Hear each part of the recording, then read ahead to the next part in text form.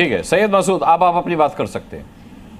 देखिए, ऐसा है कि जो निचली अदालत ने सबूतों के अभाव में प्रज्ञा ठाकुर को और कर्नल पुरोहित को जो बेल दी है, उसमें उसने ये कहा है कि साथ फ्रीडम जो फ्रीडम इस्तेमाल हुई थी ब्लास्ट करने के लिए मालेगांव में, उसका चेसिस नंबर सही से दिख नहीं रहा है फॉरेंसिक रिपोर्ट के अंदर, पहली चीज। दूसरी बात उन्होंने ये कहा है कि साहब जो पुरोहित के अकाउंट से पैसा ट्रांसफर हुआ था, वो पैसा ट्रांसफर अपना घर बनाने के लिए ट्रांसफर किया गया था, ना कि वो आरडीएक्स या बम खरीदने के लिए किया गया था। तो मुझे सवाल यहाँ पर कि जो वो गाड़ी यूज हुई थी, अगर चेसिस नंबर उसका नजर नहीं आ रहा है तो उसका गाड़ी का नंबर तो नजर आ रहा होगा। आप मिलान करिए वहां पर। अभी देखिए बहुत लंबा टाइम है, हाई कोर्ट है, उसके बाद सुप्रीम कोर्ट है, तब पता चलेगा। सरकार जब तक इनकी जा चुकी होगी भाजपा वालों की, और उस टाइम पर खाली मालेगांव का धमाके नहीं हुए थे, अजमेर शरीफ का भी धमाका हुआ था, मक्का मस्जिद में भी धमाका हुआ था। और इस तरीके की जो हरकतें हो रही थी वो अभिनव भारत और ये लोग मिलकर के, इनके संगठन मिलकर के ये काम कर रहे थे। पर्दे के पीछे कौन था, ये बाद में हमें समझ में आ जाएगा जब भाजपा की सरकार यहाँ से जाएगी। अच्छा आचार्य विक्रमादित्य, सवाल ये भी उठ रहा है कि अगर 17 साल तक एनआईए की स्पेशल कोर्ट इस मामले को देखती रही और आज वो सबूतों के अभाव में सभी को बरी कर देती है, तो इसका मतलब ये हुआ कि जो भी इस मामले की जांच में जुड़े हुए थे अंग, वो निष्पक्ष होकर काम नहीं कर रहे थे, पार्टी होकर काम कर रहे थे। आपने कभी प्रज्ञा ठाकुर का लगातार बयान सुना होगा? संत हैं, साधु हैं, और उन्होंने जिस प्रकार के बातें बताई है वो रोंगटे खड़ी कर देती हैं। किस प्रकार का एक साधु, तो उसके बाद एक स्त्री, साधु से पहले मैं कहूँगा स्त्री, उसको किस प्रकार से प्रताड़ना दी गई। मैं कहूँगा औरंगजेब का जो काल था ना, मुगल जो काल था, उसकी भयावह त्रासदी वास्तविक तौर पे 2008 से 2012 के बीच में सामने समझ में आती है। क्या स्थिति रही, क्या स्थिति होगी, कपड़े उतार कर किस किस प्रकार से भयावह स्थिति उस स्त्री की। आप सोचें, कमर रीढ़ की हड्डी तोड़ दी, रीढ़ की हड्डी तोड़ दी, उसकी खाने को नहीं दिया। किस किस प्रकार का जघन्य अपराध उसके साथ किया गया, केवल इसी बात को रखने के लिए कि नहीं, यहाँ इस देश में जो ब्लास्ट हुए, अभी 2007 की बात कर रहे थे, हैदराबाद के ब्लास्ट के अंदर कौन पकड़े गए भाई साहब उसके अंदर? अरे आपने अभी एलिगेशन लगाया ना, अरे 2008 में कांग्रेस के दिमाग में एक नया फितूर शुरू हुआ कि क्यों ना इस पूरी तरह से जो हर बम ब्लास्ट के पीछे मुसलमानों का, मौलानाओं का हाथ आता है, इस पूरे सिनेरियो को वोट बैंक प्रभावित होता है। वोट बैंक को नहीं आता क्या? नहीं आता नाम, मुझे बताइए, नहीं आता नाम? क्या आता है नाम? ना हर मुसलमान का नाम आता है, हर ब्लास्ट के पीछे मुसलमान का नाम आता है। जबरदस्ती नाम डाला गया, जबरदस्ती नाम डाला गया, समझौता एक्सप्रेस के अंदर जबरदस्ती नाम डाला गया। अमेरिका तक ने वहां की इन्वेस्टिगेशन रिपोर्ट में आकर इस बात को कहा गया कि कोई ऐसा इन्वॉल्व नहीं था, बाहर के लोग इन्वॉल्व थे, केवल यही इनकी छाती पीटने के लिए, केवल इनके वोट बैंक को बनाए रखने के लिए। नहीं नहीं नहीं, तुम आतंकवादी तो ही हो, क्योंकि पूरे विश्व में नाम आ रहा है। अरे अमेरिका तक में जाकर मुसलमानों के आतंकवाद बात आती है, फ्रांस तक में आती है, विश्व के हर कोने में आ रही थी, लेकिन यहाँ एक नया सिनेरियो गढ़ा गया कि नहीं, भगवा भी हिंदू को भी आतंकवादी। ये तो भला हो, ये तो भला हो कि आगे कांग्रेस की सरकार नहीं आई, नहीं तो 2012 में जो कानून आने वाला था,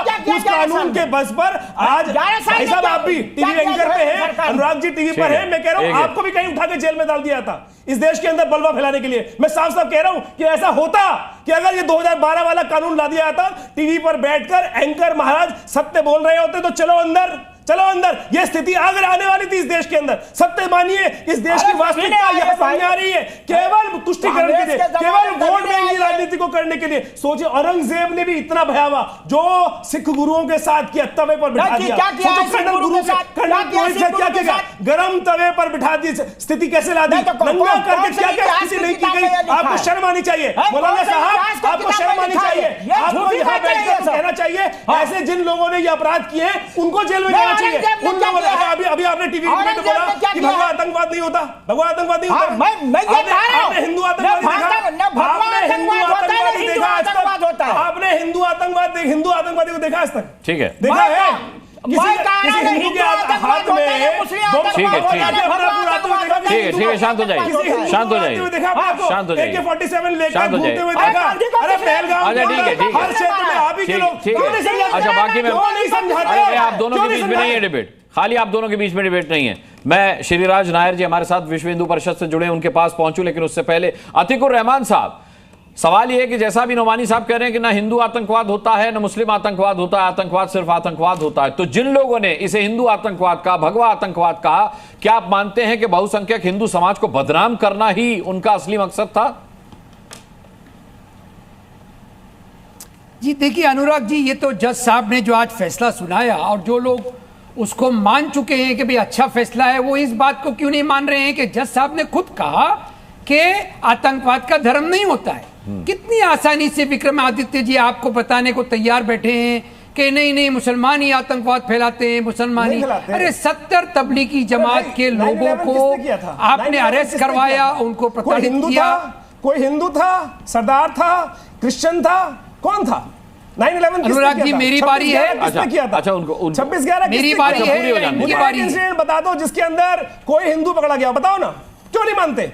मैं कह रहा हूँ यहाँ भगवा तो नहीं, भगवा वाला हिंदू कोई नहीं पकड़ा जाता। अच्छा, उनकी बात सुनिए। बस लेके चले जाते हो, कहीं कौन चले जाते हैं, कहीं ना कहीं जिहादी होता है, उसके बाद मानने को तैयार नहीं होता, नहीं होता, नहीं होता, नहीं होता, नहीं होता, नहीं होता। मुसलमान ईमान वाला होता है। अरे वो कौन थे जो पकड़े गए? वो भी ईमान वाले थे क्या? ईमान वाले थे, ईमान वाले थे क्या? और कौन था? अरे बेईमान ईमान वाले थे। मना करो ना, बेईमान थे।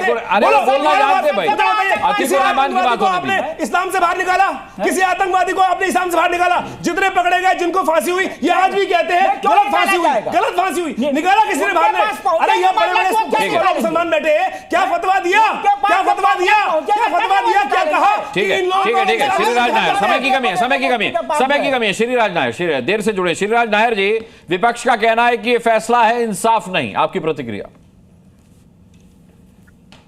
देखिए, ये पूरी तरह से इंसाफी है। जिस प्रकार से कांग्रेस, समाजवादी पार्टी, इन पार्टियों ने जानबूझकर भगवा आतंकवाद ये टर्म कॉइन किया, हिंदू साधु संतों को पॉकेट मारों की तरह अरेस्ट करवाने का प्रयास किया और केवल चुनाव जीतने के लिए और सत्ता में बने रहने के लिए भारत के 100 करोड़ हिंदुओं को बदनाम करने का प्रयास किया। ये उन तथाकथित सेक्युलर पार्टियों के मुंह पे करारा तमाचा है।